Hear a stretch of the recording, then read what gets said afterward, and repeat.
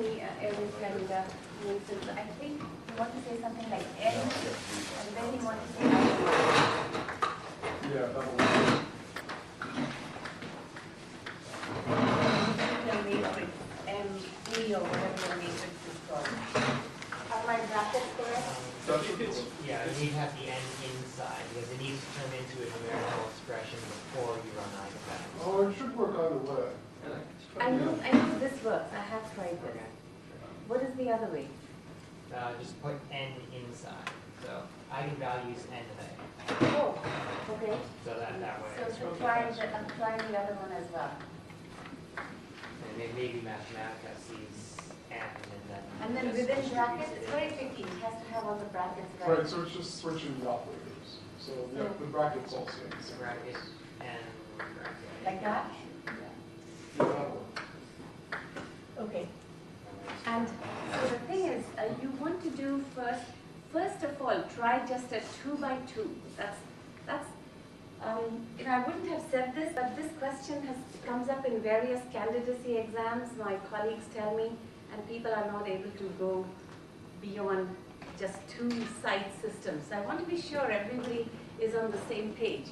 So the question is something like this. Suppose I had just 2 oscillators. Did anyone try just a 2-site system? Okay, I would say start with, what is the smallest people tried? 5. Anyone tried smaller? Okay. Start with just 2, even 2. And why am I bringing up 2? Because the dynamical matrix for just a 2-site system would be something like, so there would be a minus k. So let's just look at the very basic. Forget about suppose I just take a simple matrix A, which is -1, -1, 0. Something like this. Okay, this is the elementary matrix that would describe, for example, an electron tunneling between 2 sites or 2 oscillators, which are coupled periodically. So 1 is coupled to 2, 2 is coupled to 1. So that would be a dynamical matrix for that.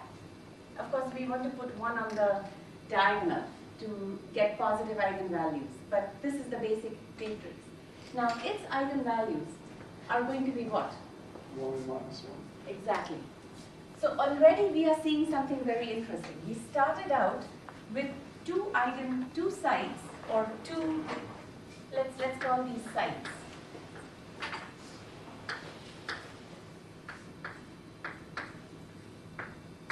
We started out with 2 sites with 0 energy. So this was at 0, this was at 0. And after you diagonalize it, you get 2 eigenvalues, -1 and 1. Okay?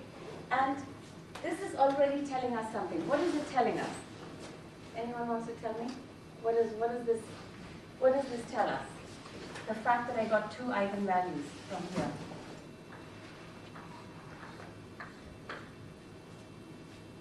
Well, you either have 2 modes of oscillation with Yes. distinct energies, or 2 modes of oscillation. And this mode, so that's why I'm saying look at the eigenfunction. Okay, some of you had questions. What does it mean, look at the eigenfunction? What I mean is, you started out with some eigenstates, psi1 and psi2. The new states are going to be linear combinations of these. And one of them will be psi1 plus psi2, and that's this one, with equal phase. So you will get eigenvectors which will be 1, 1 and 1 minus 1. You can normalize them. And then you can look at the weight on each site. So I really want you to play with that. Because what you will see when you play with the eigenfunctions, so you'll get from here eigenvalues. So eigen E1, which is 1, and minus 1, and E2, which is plus 1. And psi1 will be a linear combination. So it will be, let's say 1 over root 2, 1 plus 2.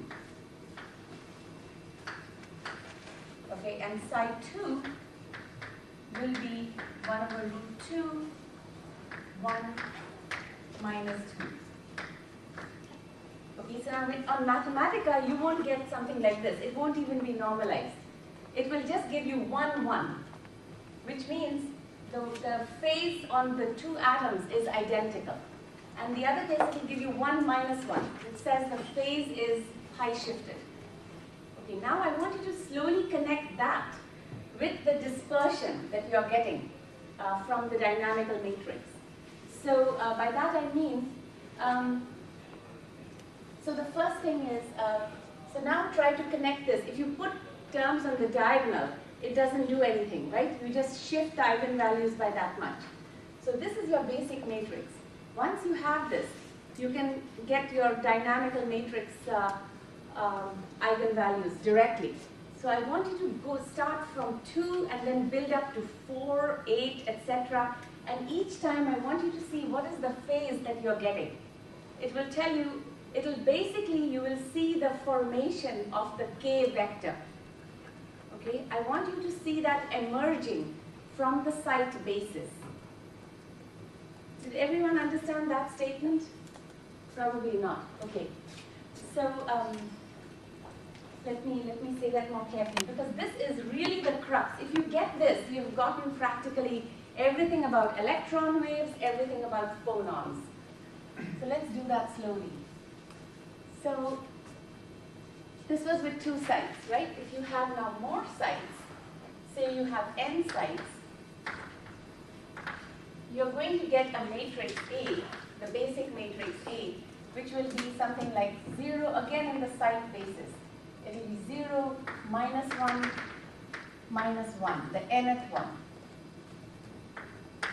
And this is the first one. I'm sorry. This is the first one, second one, and so on. And here I have 1. So I'm expressing this matrix in the site basis. And I'm saying, okay, these are all the connections. Okay? So this is the minus ones that are coming in. Because of periodic boundary conditions, there is a minus 1 there. Now, when you diagonalize this, you're going to get n eigenvalues. Right? So you'll get a string of n numbers. And what I'm going to show you in just a bit is that those eigenvalues can be actually labeled by this, minus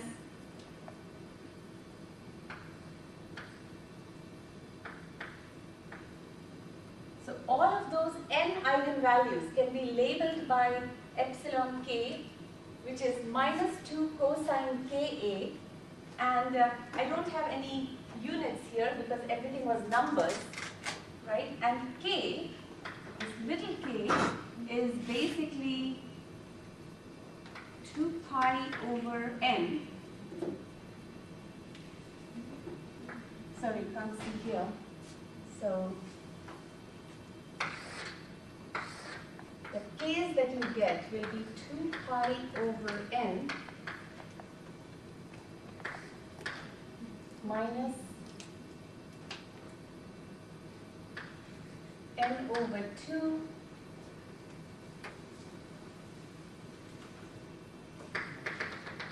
all the way to n over 2.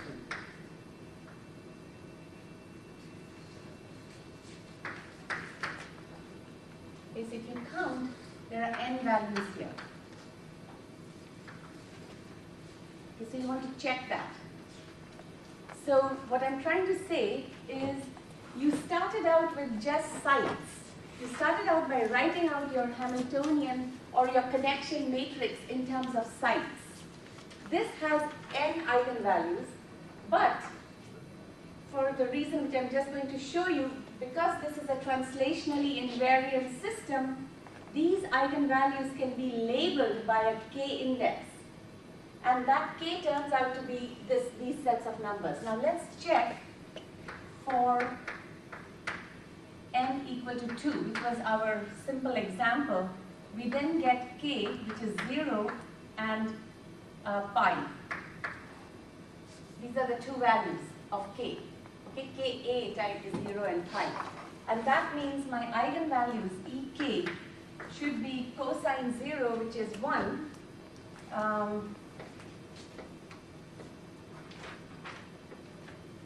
some factor of 2 you need to sort out, which is basically 1 and minus 1. Okay, so from here I'm getting a 2, but I know why that is happening. It's happening because in a 2-side system there's actually a counting.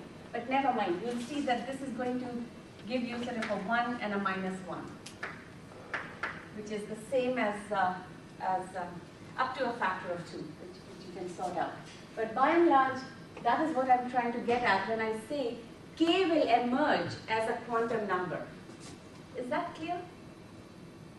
I want you to ask me questions here because this is absolutely fundamental, yes. So Mathematica spits back a bunch of eigenvalues at me. But I guess I don't quite see how you're able to write down k as these series of, and how to match those eigenvalues Right. to a value of k. Right. So the reason you know that k is sitting there is not, you have to do some analytical work to see that. So let me show you that because that's useful. How to match it is something you can do by looking at the wave function, the eigenvector. Okay, now you'll see that your eigenvector will have a certain phase. So think of all these k's as wavelengths, right? Converted to wavelength. And what you will see when you look at your eigenvector, I can't go to that blue side here. So let me see. When you look at your eigenvector,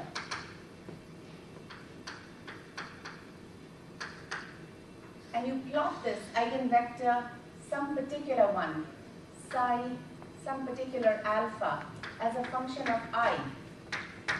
So you pick a particular, so let me call it k. Okay, you pick a particular eigenvector corresponding to one of these k values as a function of I, right? You plot those numbers. If they are 1, 1, 1, 1, that means you can look what is the wavelength corresponding to a constant. It's just infinity. So that means that corresponds to k equal to 0. Okay? And that's how you will find the k label for that. Some other one may give you an identity which looks like this. So say you had 100 sites. You would get some value of psi at each site. You plot it out. Find the wavelength from that plot. And do 2 pi over the wavelength. That should give you the k value corresponding to that eigenvalue. Is that clear? Yeah. But once you have impurities, k is no longer. Right. So this is all pre-impurity. Yeah.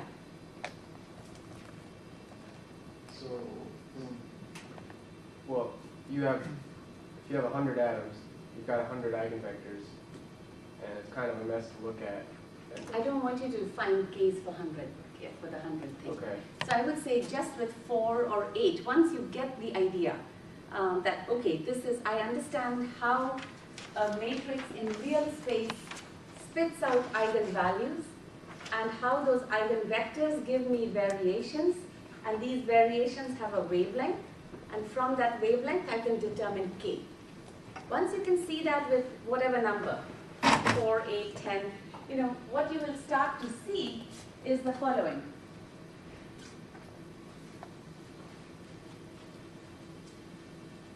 So this is basically what I want you to see. Let's go through the algebra and then I will tell you what I'm looking at.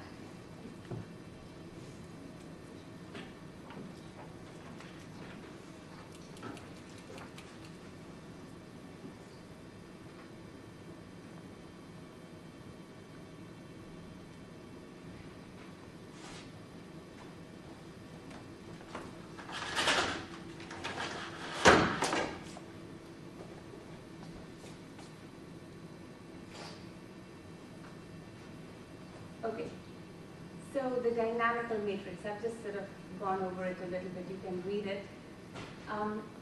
I just wanted to say very generally, it can have any kind of connections in general.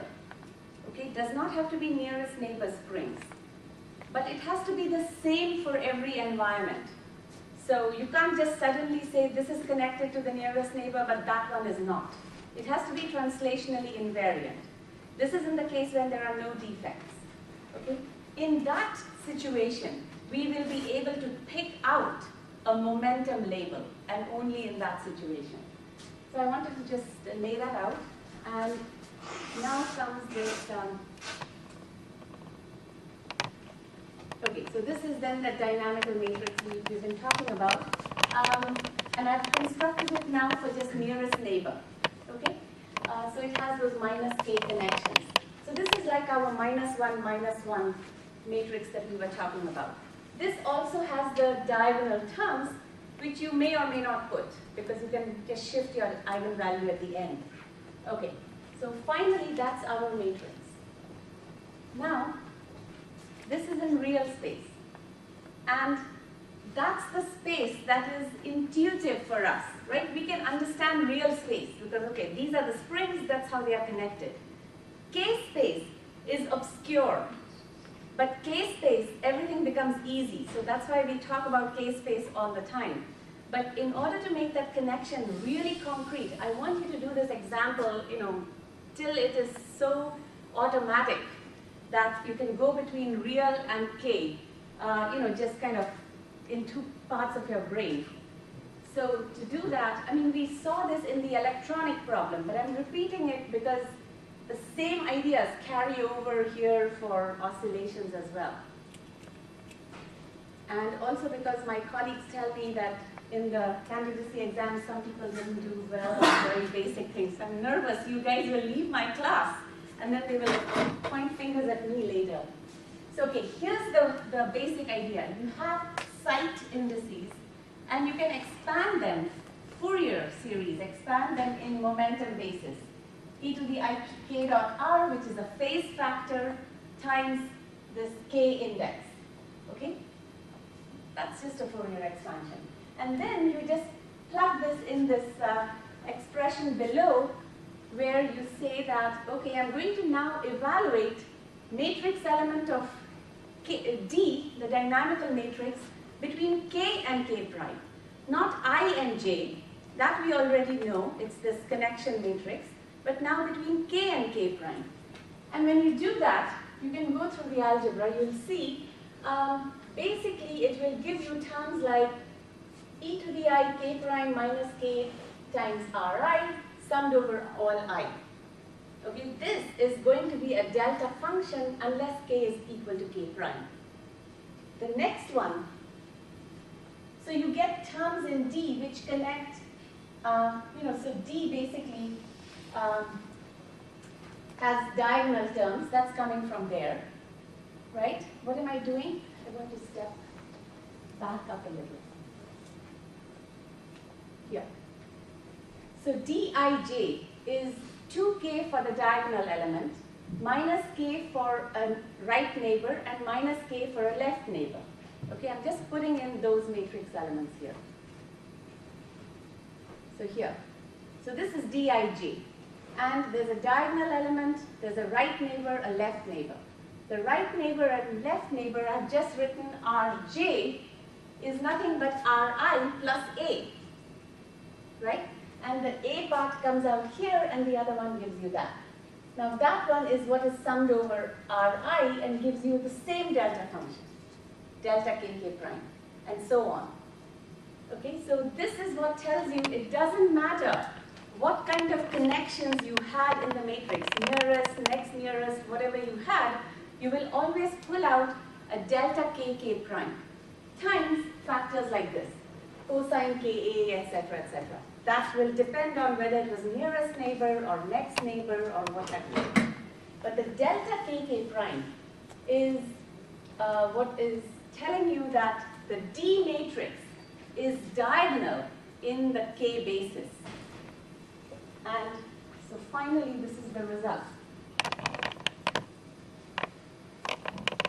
That the D matrix is, diagonal in the K basis, and it's the values are just the eigenvalues now. 1 minus cosine Ka, and that gives you sine square something. And if you remember, then we had an equation of motion which said m omega square was this term. And that clearly tells you that omega k square is square root of this over m. So, the whole thing follows and you get that linear dispersion for the phonons. Is everybody with me? Yeah? Okay. So now this is what I mean. this is the eigenvalue spectrum of D. And when you now, so this is what you have to keep in mind. This is the exact solution in the K basis. Now what you are going to do is, you're going to diagonalize the matrix in R space. You will get, let's say, 2 eigenvalues for the 2-side problem. Those will correspond to K equal to 0 and K equal to pi. Then when you do 4, you will get, there's also a minus part here. So you're going to pick up 1, 2, 3, 4, like that. You'll basically get denser and denser representation of this continuous curve as you pick more and more points in your chain. So I want you to see that. And then coming back to Andy's question, the eigenvalues are just a string of numbers. How do you associate a K with that? So you now want to look at the eigenvector. And you will see that eigenvector oscillating, like I said, and you will be able to determine a K. Is that clear? Okay, so this then is the basis of phonons, and it's also the basis of electron waves. So let me reiterate that part. When I had just 2 sites, I got these 2 modes. One was a K equal to 0 mode, and the other was a K equal to pi mode. When I have 4 sites, I can get, more different phases, but I will basically pick up modes that give you different wavelengths and correspondingly different energies. So that's what we mean by these collective oscillations. And when we say we quantize them, what we are essentially doing is we are saying that the number of modes that you can excite is not some arbitrary amount. It's either n equal to 1, or n equal to 2, or n equal to 3. And that basically means if I have a particular mode, so think of a particular mode, let's say oscillating like this, and I say there is 1 quantum of energy in that mode, then I have some basic displacement. When I make n equal to 2, it's still the same mode, still out of phase mode. The mode has not changed, but the energy in the mode has changed. So Ek is nk plus half h bar omega k. Okay, and omega k is just given by this kind of an expression with a square root factor. So omega k is nothing but k over n 2k over n sine ka. So it's like this. So when I say I'm putting 2 quanta in that mode, I'm not changing the energy by changing h bar omega. That's a it's a distinction from your other harmonic oscillators, because usually you study one harmonic oscillator and you're pumping energy into that harmonic oscillator and you raise its energy. And it's the same thing that is happening here, except you're not raising its energy by changing omega k, but by pumping more quanta into that mode. And by pumping more quanta, what I mean is that the amplitude of the displacement is increasing. Okay, so if I had a certain mode where, so let me draw that. So we are going to look at, let's say, nk equal to 1 for some mode. Let's say the mode is like this.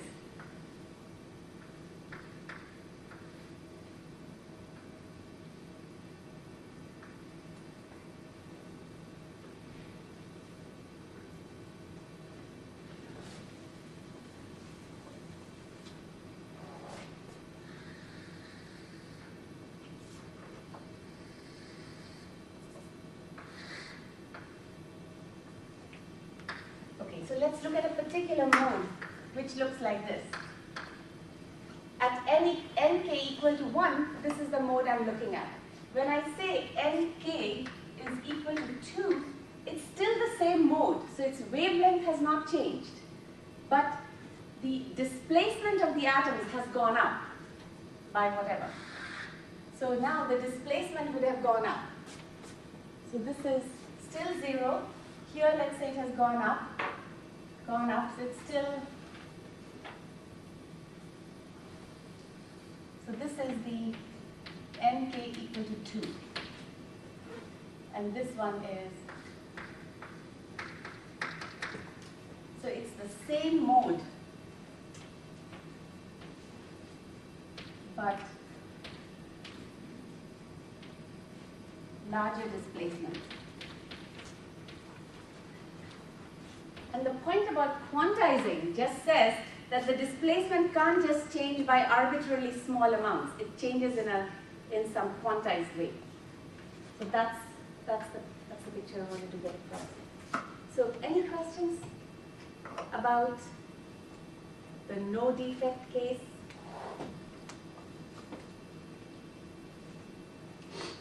No? Okay, try it, but play a little bit with it so you understand all the aspects.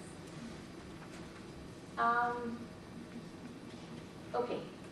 Now the thing is, next step, we put this defect, right, which we've all tried to put. And yesterday there was, so of course now you can't, you can still go into K-space. Nobody is stopping you. This is just a basis.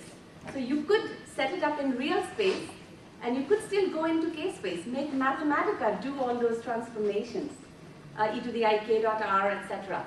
And what you will find is now in K-space it won't be diagonal anymore. There will be off-diagonal elements between k and k prime. So essentially it's telling you it's not useful to look at the k basis.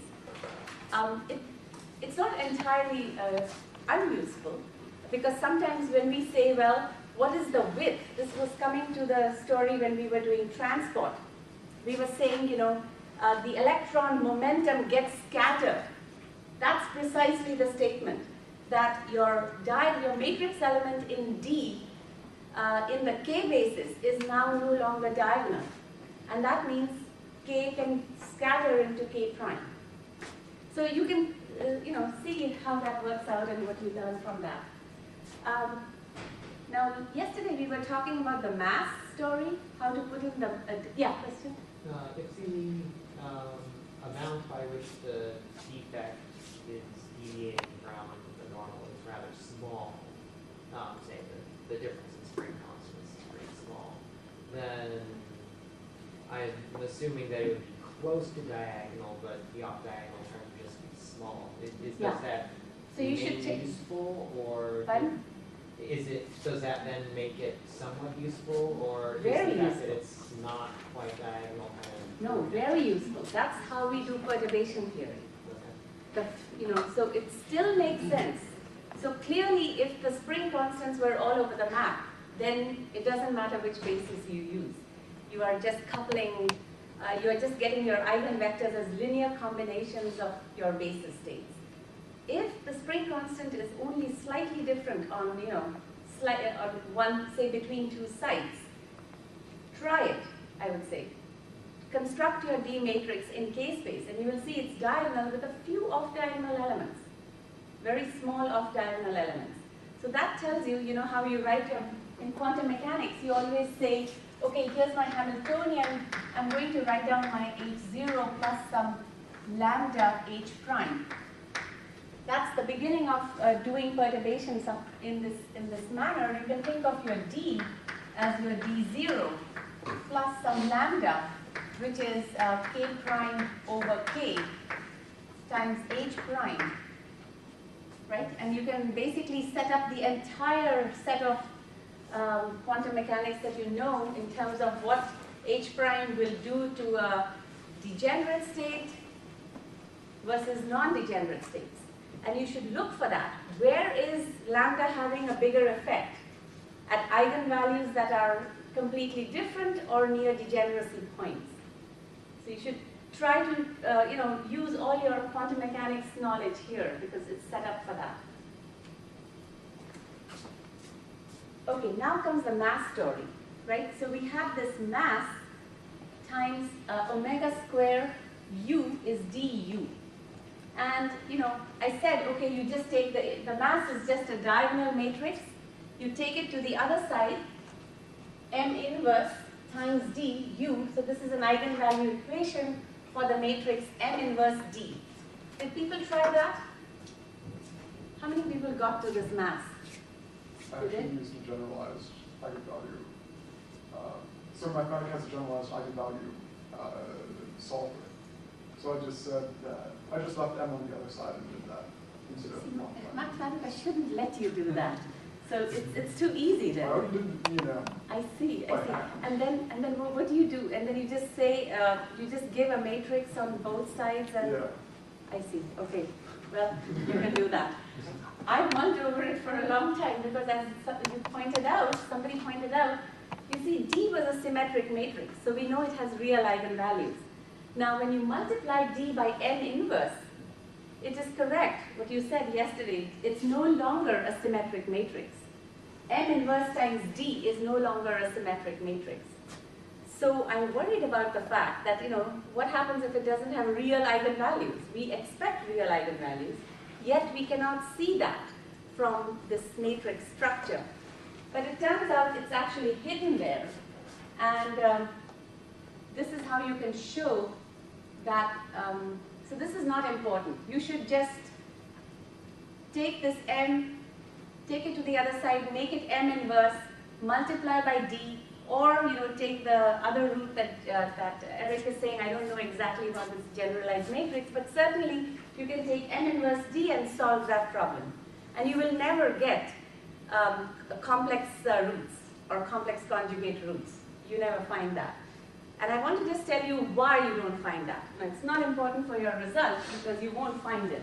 But it's good to know why you don't find it. And the reason is that there's a little thing hidden here because of the structure of this diagonal matrix.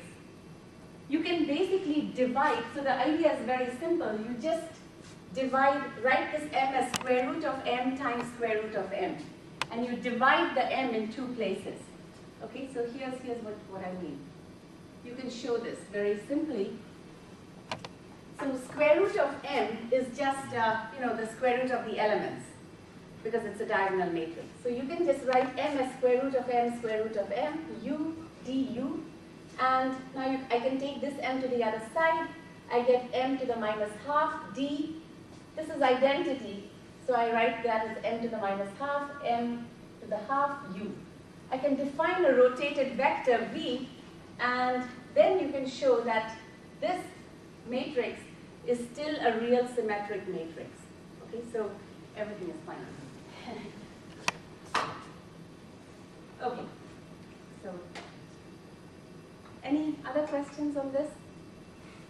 Now when you do the defect problem, okay, don't just make huge number of plots. Try to understand what the plots mean. Like if it's a very stiff spring, does it go according to your intuition? What would a stiff spring do? If you make a mass very heavy or very light, see if your intuition is working out and try to write some English around those graphs, some words. So I had trouble if the spring constant or the mass was less than, of the defect was less than everything else. I was mathematically, it just gave me like the root stuff. Is that the same? Put N. You did put N? I thought so.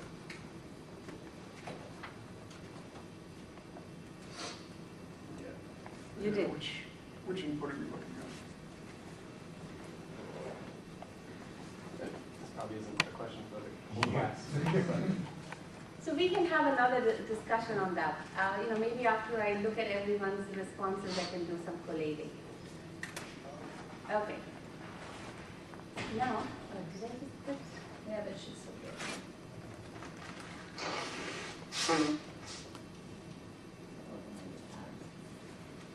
I can get some stupid K in there. There's still symbols.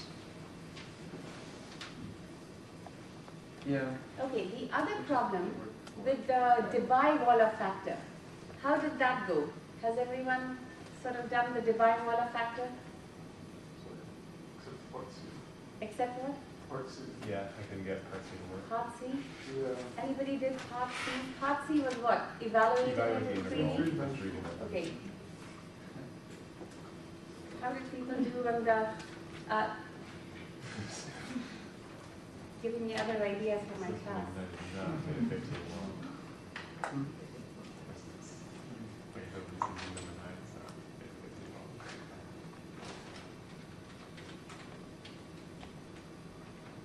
Now, what was so difficult about part C? It's just evaluating an integral, right? But it was hard to evaluate? Well, so I tried to do it analytically, and it ended up being something like integral of x hyperbolic cotangent of x with some substitutions.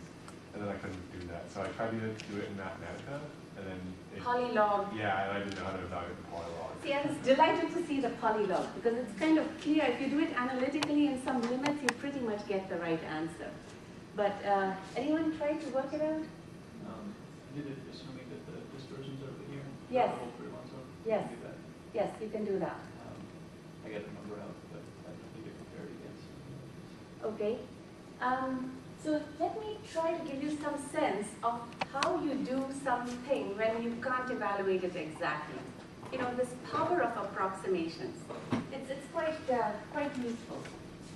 Even to check Mathematica. Even if Mathematica had given an answer, you still need to know, did Mathematica do it right?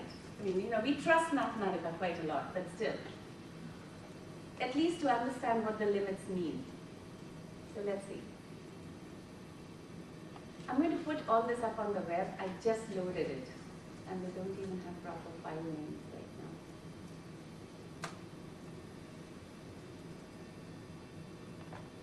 now. Okay.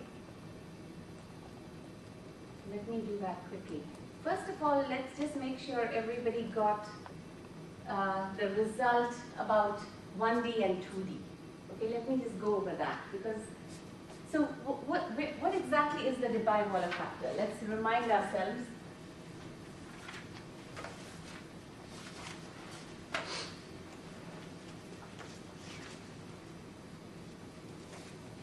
So essentially, if you remember, we were looking at neutron scattering from some system. There was a K and a K prime and some momentum Q, which was K prime minus K, was given to the crystal, right? It was also, we were looking at inelastic processes. But for the elastic case, we found that S of Q, which was the intensity, this is the structure factor or intensity that is scattered, was e to the minus 2w n delta q comma g.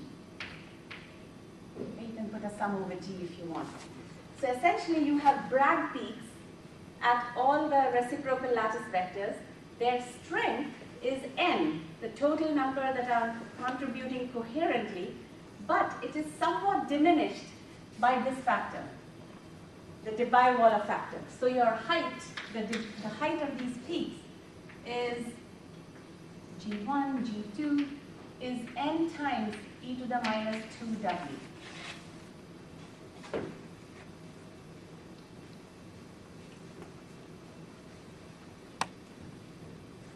Okay, now it turns out, so let's look at the, so 2w is now some term like this. Okay, first of all, making sense of this term, all these polarizations don't matter, right? It's some factor, it can come out. Q is again not important. This is a sum over K. That's the part you want to focus on. So essentially it comes down to evaluating a sum, sorry, S here stands for the sum, which is 1 over n, something like this, cot, hyperbolic, etc. So I think this most of you have done. You know, you can write it in terms of dimensionless constants and so on. But the important thing is you're writing omega k as linear. So basically you'll see in most of condensed matter physics, when people say, what does omega k look like? Everyone just says it's linear. There's a little bit of turnaround at the end. Okay. When it matters, you pull it out of your pocket. When it doesn't matter, you just say it's linear. So, so now here we are saying it's linear. And what do I mean by not mattering? It depends on which part of the spectrum is being probed. Okay, so you put down omega k going like ck, and you're just doing power counting. That's essentially what is involved. The dk is ddk is essentially k to the d minus 1 times dk, and In the denominator, you are getting a 1 over k from the cot. Cot theta is 1 over k, 1 over theta, and theta is h bar omega k, which is linear in k. So you get a 1 over k from the cot theta and another k from the omega. Is that clear?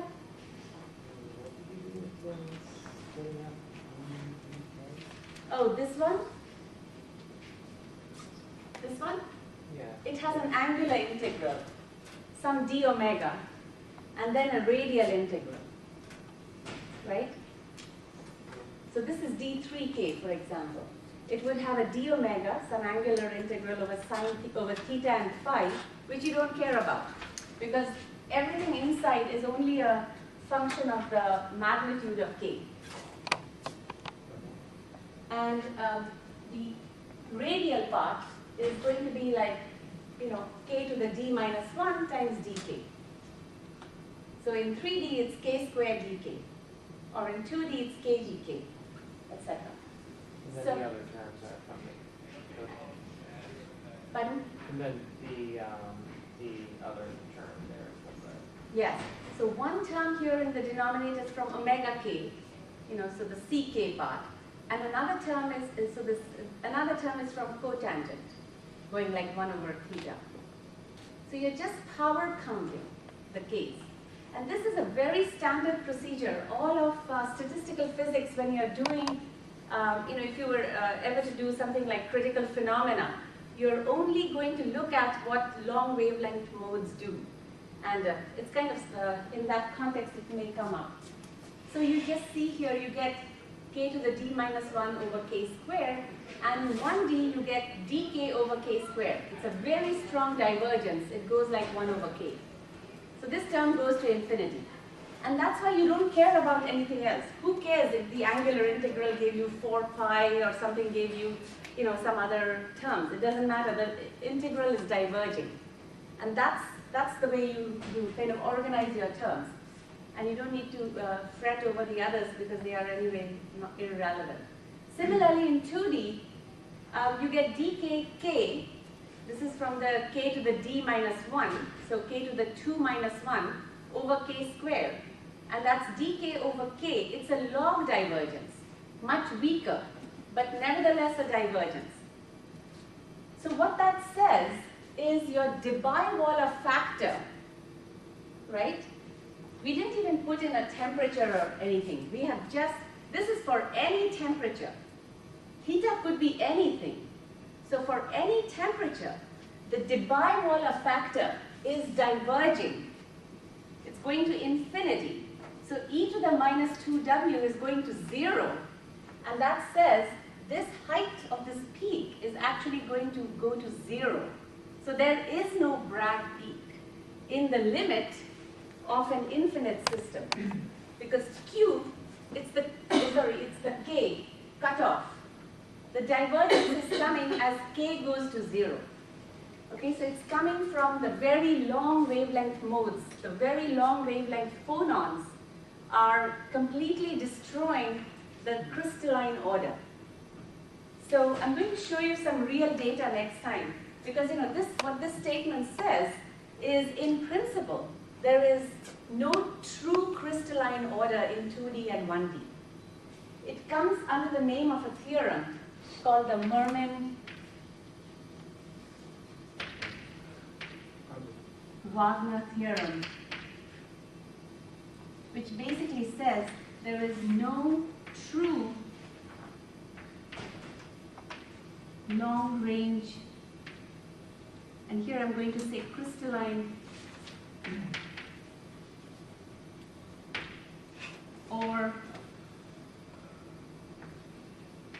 even magnetic. In a magnetic system, if you had a magnet which breaks continuous rotational symmetry, not the Ising kind, but the one where you break rotational symmetry.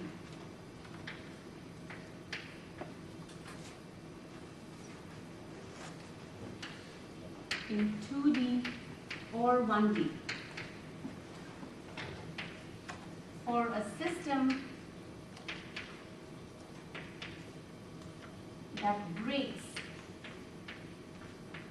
continuous symmetry.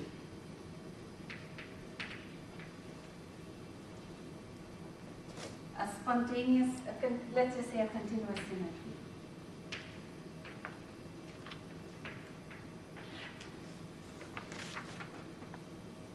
So that's the statement. And I'll show you data from real experiments where you'll see that these, of course, it's not like it will destroy it completely because this happens on an infinitely long scale. But you'll see that these will basically become Lorentzians with long widths, very large widths. And such data exists, and you can show from that actually the correlation, the position-position correlation between two atoms is not decaying to a constant as it should if you have long-range order, but has power laws in the correlation function. So that's the 2D result. Why is the width increasing? It has a certain width, which is a temperature dependent. So the point I want to say is the width, what I meant to say was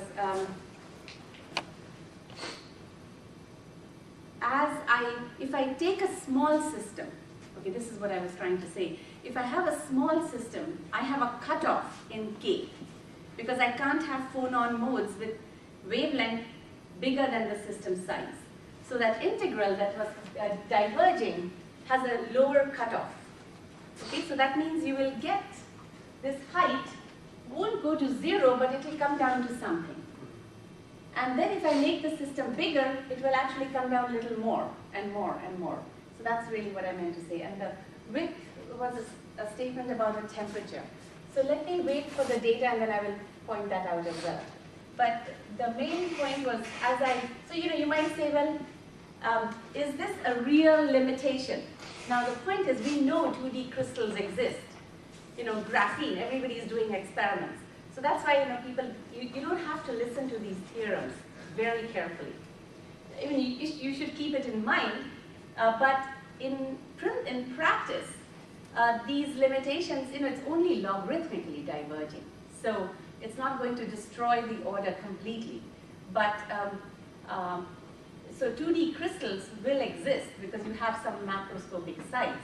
And if you typically do experiments on some system size, it's not like these peaks will get completely destroyed. But you will, I can compare it with 3D, and you will see these are very sharp delta functions.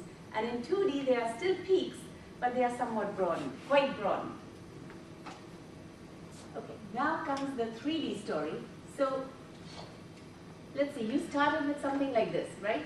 This was the 3D expression, q square, and then you have to do this integral. So now, when you do this integral, you're right. If you want to do it with the full cotangent function and h bar omega k with the entire, sign dispersion, it's not easy to do that. So the best thing is to look at certain limits. So the first thing is always organize an integral of this kind, first separating out all the dimensional parts. Okay, so this is another useful thing, so let me just take you through that carefully.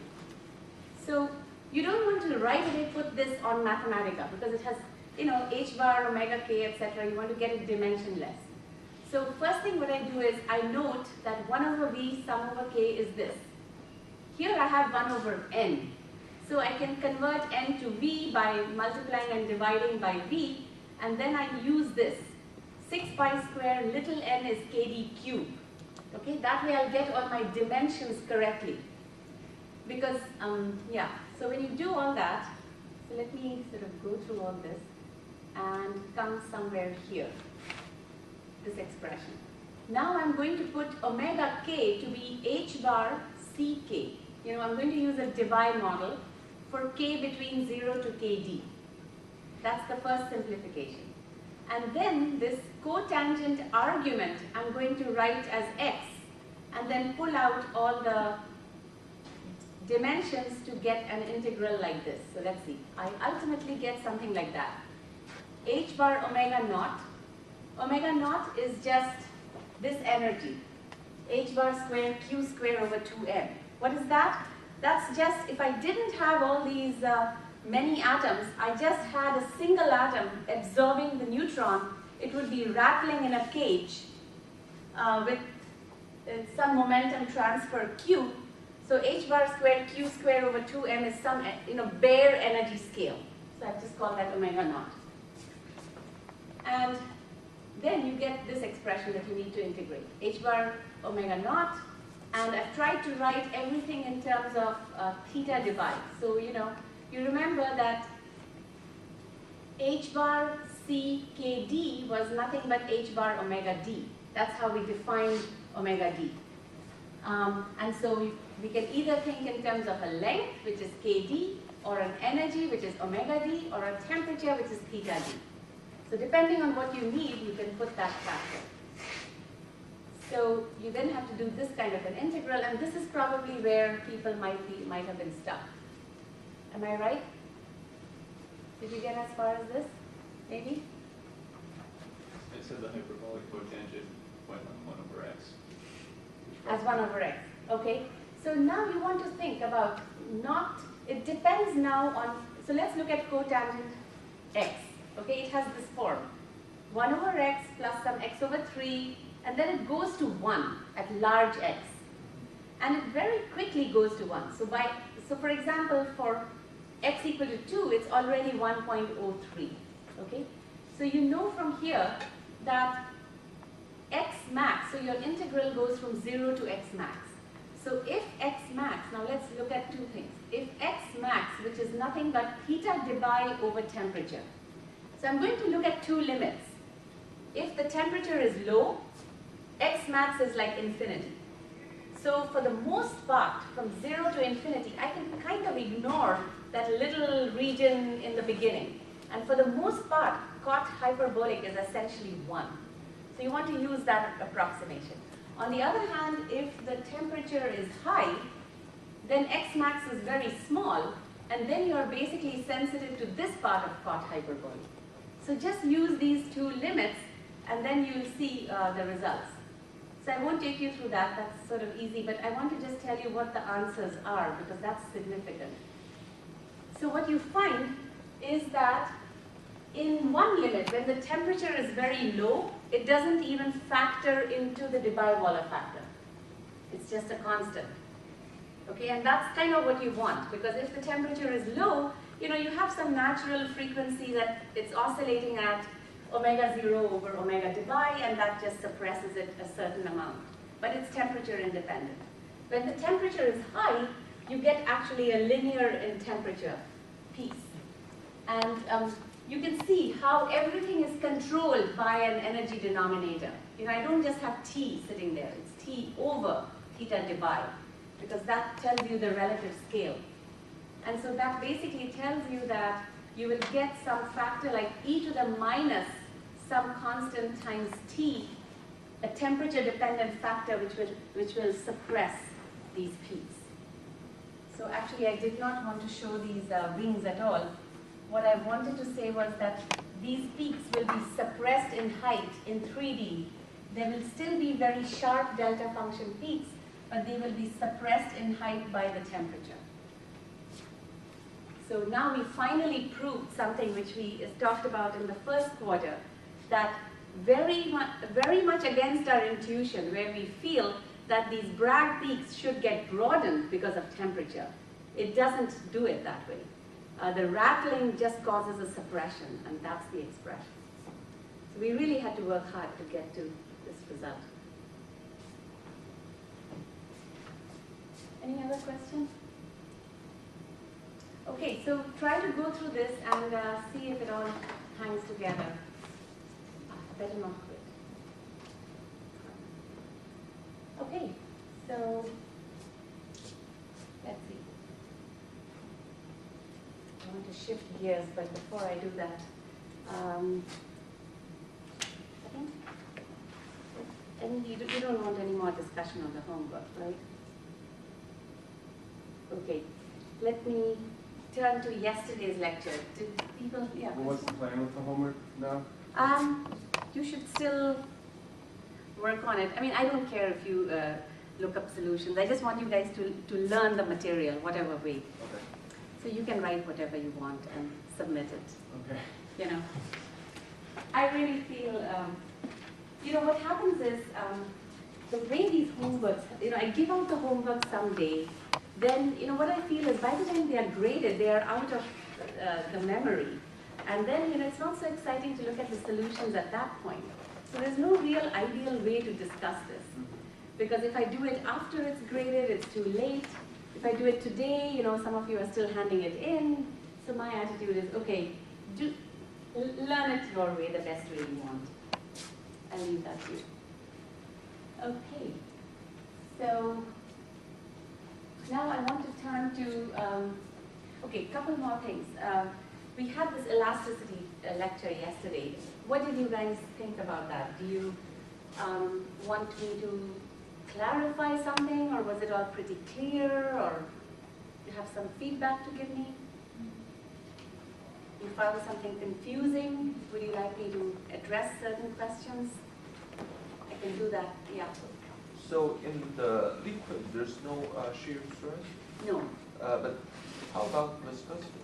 Is it something like that? It has viscosity for sure, Yeah. but I think it's like the something like. so there's a time scale. So this is a very, so you know, a liquid, for example, like honey, right? You can shear it, but not over some finite time you can shear it, but then it will start flowing, right? So a liquid can sustain shear on some finite time scale, but not on an infinite time scale. So all these correlation functions technically are correlations in which you take omega going to 0 or time going to infinity, and q going to 0 or, yeah, so you take certain limits. And in that limiting behavior at infinite time, the shear response will go to 0. Yeah, so it's a subtle point about these things. So like glasses, that's why people cannot define glasses, because if you measure it, you know, it's not worthwhile saying on an infinite time scale the glass will maybe flow or not flow. You know, we have finite time, we have finite lifetimes. So people do define on certain time scales what are their rigidity properties. Any other question about C11, C44, 12, yeah? I was wondering, yesterday you showed experimental results for performance function and aspect physical results. Is there any way to measure elastic waves and use that to correlate on? Oh yeah, oh yeah. People do that. So, you know, the slope is basically, done in the appropriate geometry, would be a square root of an elastic constant over density. And so when he showed, he had some statement like, from other measurements, these were the elastic constants. They are done from macroscopic measurements. You send, you know, perturbations and you look at sound modes through just macroscopic measurements. And that can match performance function? Yes, yes. So he didn't mention which experiments, but those other measurements that he had written down was from macroscopic measurements. You know, you have a transducer, you put in a pressure wave, and then you look at the response. Okay. I might maybe show you some more data, or maybe some more, give you some more hands-on feeling for the 3 elastic constants, maybe on next Tuesday. So let me turn to transport, which was the topic of our discussion. And what I want to do now is, I want to discuss Boltzmann transport, which I started a couple of days back, couple of weeks back, or no, a couple of classes back. And before doing Boltzmann, I want to give you like a baby version of this Drude conductivity. And then I'm going to show you why we don't just stick with Drude, and why are we trying to do something more sophisticated. Okay?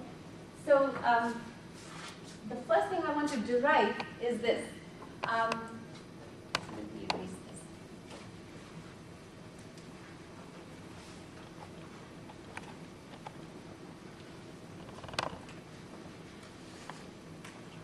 So I want to do some quick derivations. So these are quick derivations.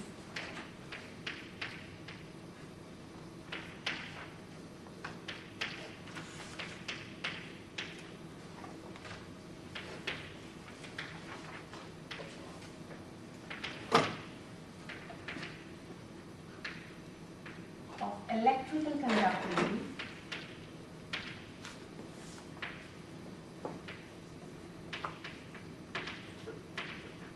and thermal conductivity.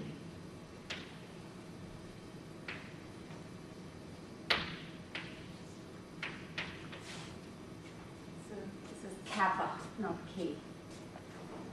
Okay, and then we will see why this quick derivation which I do right now is good but not sophisticated enough for a number of cases, and why we go to this more generalized Boltzmann transform. Okay, so Drude conductivity, very quickly, I'm going to go through it here because some of you have seen it, but not all of you. So essentially conductivity, right? What is basically conductivity? I have electrons moving. Why are they moving? You put a bias. So the first thing is in equilibrium, if I take some sheet anywhere in the metal, there is equal amount of flow to the right and to the left. So you have to bias the system somehow, drive it out of equilibrium, and then there will be a net current flow. And how much is it? That net current is basically the charge over area per unit time. And the charge is nothing but, total charge is the density times the distance it moves.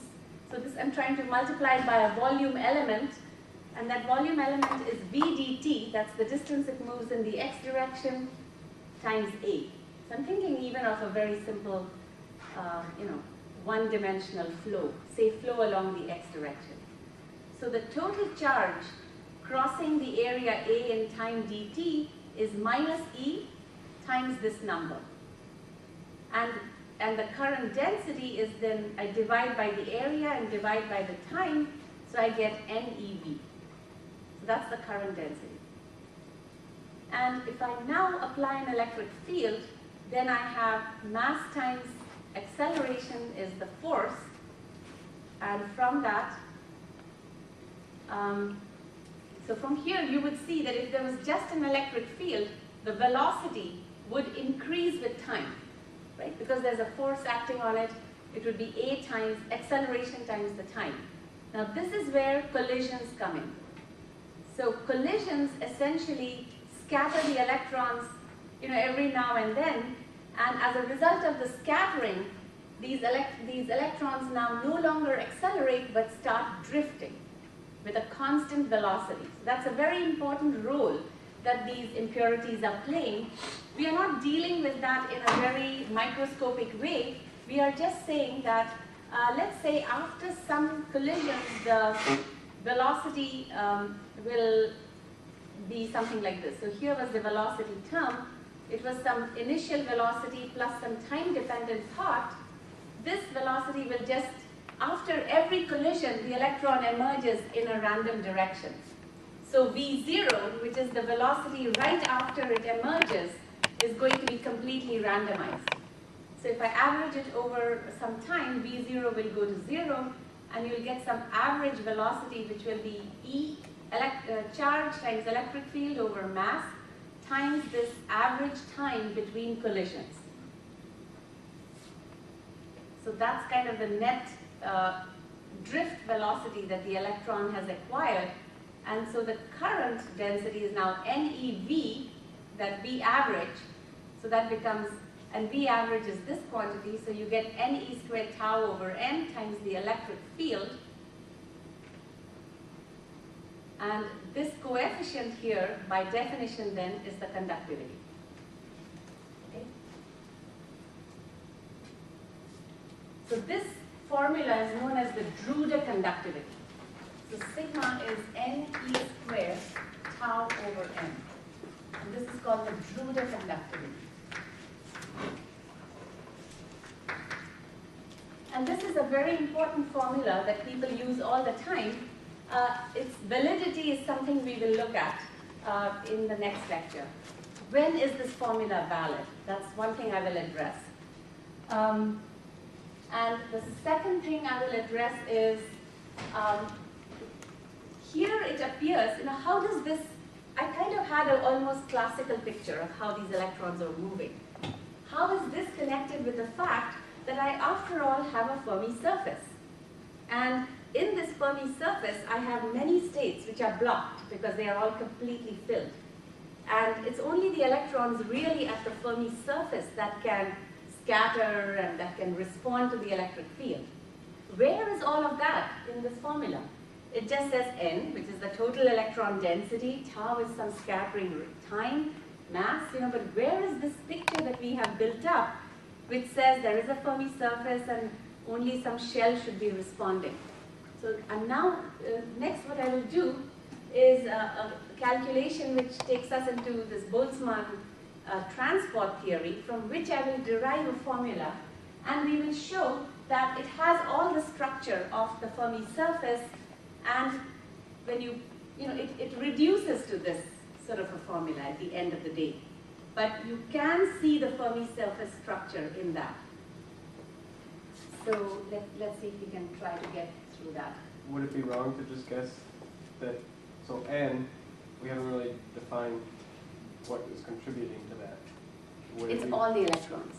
This Well- n is the total electron density. I mean, why don't we just say it's just in some small width of the Fermi surface? Right. We could say that, but then it would be a much smaller number and it would not agree with experiments. So you're right. That n at the Fermi energy should come into this somehow. But we can't just take this n and say it's the number at the Fermi energy, because then it will not agree with, it's a much smaller fraction compared to the total density. And you can actually look at each term in this expression and get corroboration from experiments. So for example, Hall effect. Okay, so if you just measure transport, so actually let's discuss that. If you just measure transport, you would measure something like, let's say, resistivity, or let's even look at conductivity.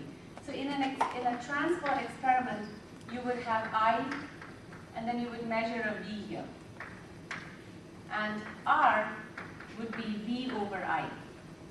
And from R, you would write down as rho some L over A. And here I can plot rho as a function of temperature. Okay, resistivity versus temperature. And it will have, we don't have temperature there, but basically you'll see that this resistivity will do something.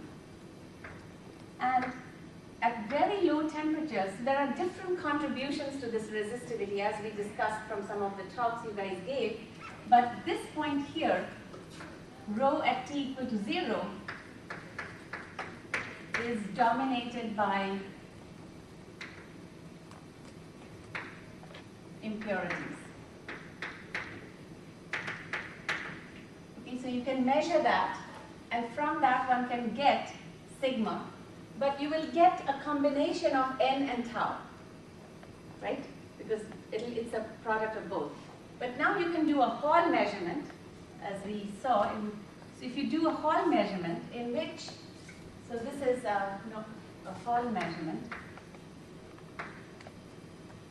And in Hall effect, what happens is you have your system, you apply a current, and you apply a magnetic field. And the field deflects the electrons in the other direction. So this is X, that is Y, and this is Z. So Hall basically generates a voltage in the Y direction. So we can define our Hall to be Vy over I, X. It's a transverse voltage. And this comes out to be B over NE. NEC if you're using CGS units. But B over NE. So this is a very clear way of getting N. Okay? And now we need,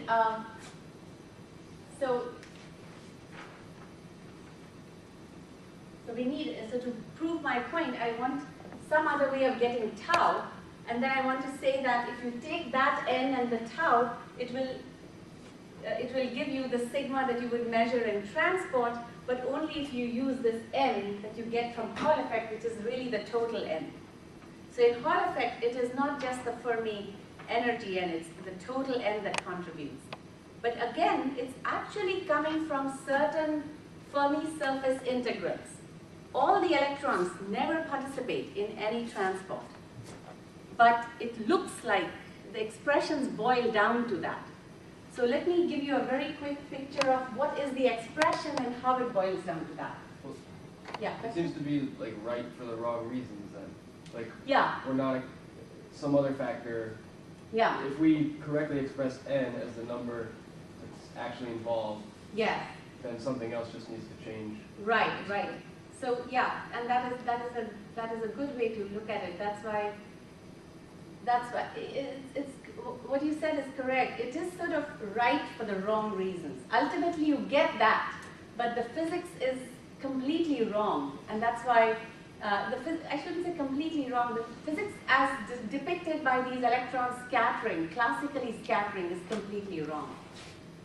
So let me, since we have run out of time, let me just at least tell you where I'm headed, and then we'll come back to this next time.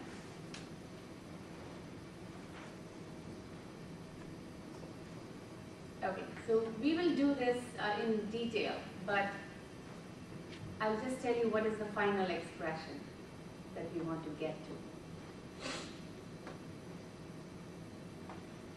Okay. So this is going to be our method.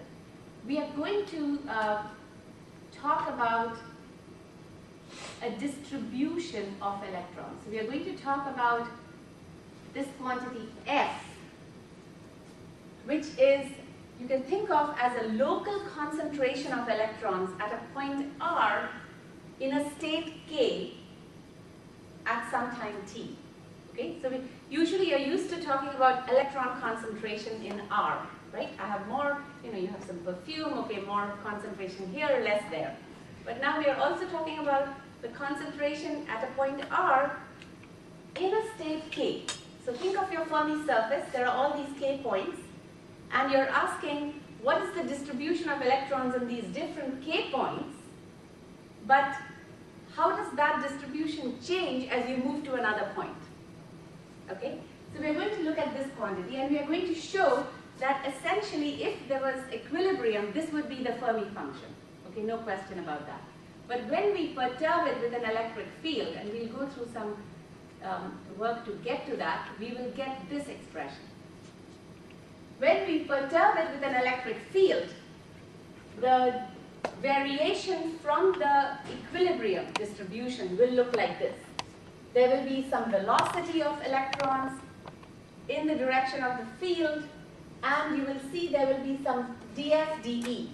Now this function, you remember, is the derivative of the Fermi function. So it's very sharply peaked at the Fermi function. At the Fermi energy. Right? You all remember that from our Sommerfeld expansion? F is basically 1, it changes at EF. And dF dE is peaked at EF. So this is what will be, this term is what will be picking out the main electrons only at the Fermi function, only at the Fermi energy. Okay, when we do all that, we will then evaluate the current in this way. The current is nothing but 2 for the spin electric field times the net velocity. That's the current. So we have to count how many electrons are there in a particular K state and how fast are they moving.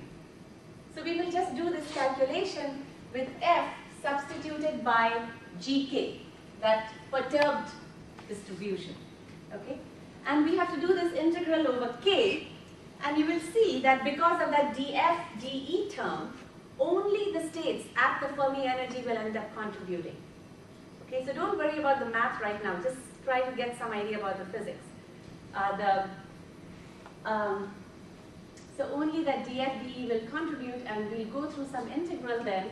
It will look like this. The current density will be a velocity, times that G, the perturbed distribution, which will have this dF, dE, and then it is also proportional to the electric field. Okay? And so when we do this integral, which I will go through in some detail, this is what will come out. We will get an expression of this kind. This conductivity will turn out to be a Fermi surface integral. So DSF is an integral over the Fermi surface.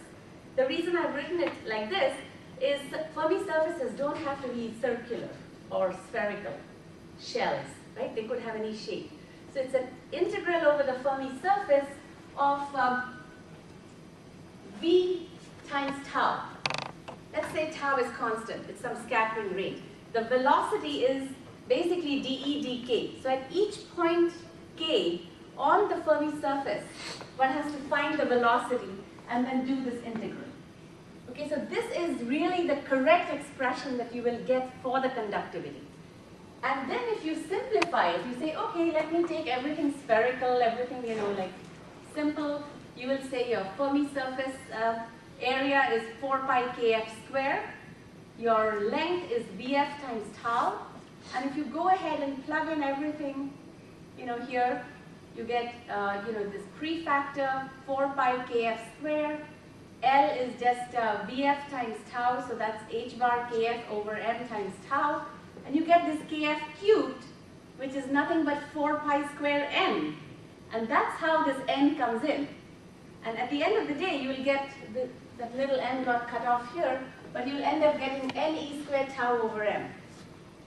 So that very trivial expression one derived turns out to be the correct expression. And n is still the total density, kf cubed. But behind that is this very important formula which says it is the integral of the mean free path along the Fermi surface. And only along the Fermi surface, not at any other point in energy space. Because those electrons are not the ones that are scattering. It's only the electrons at the Fermi surface that are scattering.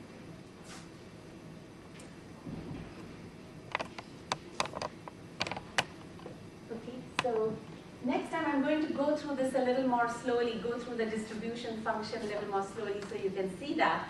And the main reason for doing this is if you're doing experiments, you practically don't need to know all this detail because you will just measure something.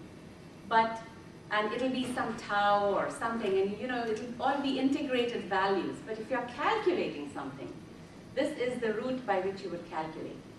So even for an experimentalist, it will give you an appreciation for what goes into the formula.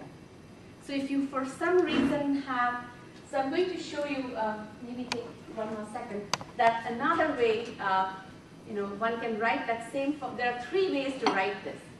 One is this. This is the one I just discussed. And there's another way to write it, which was a little bit like what Andy was saying. Can I not just say it's the electrons at EF only? And you can write it like that also. It turns out, if you look at this formula from another route, you can derive something like this. It's E squared density of states at EF. Sometimes I call it G of EF, okay? Times Vf squared tau. That's another way to write this. And they all boil down at the end of the day to Ne squared tau over m, but they really contain more of the essence of just the electrons at the Fermi energy participating. So we will make some more of these derivations.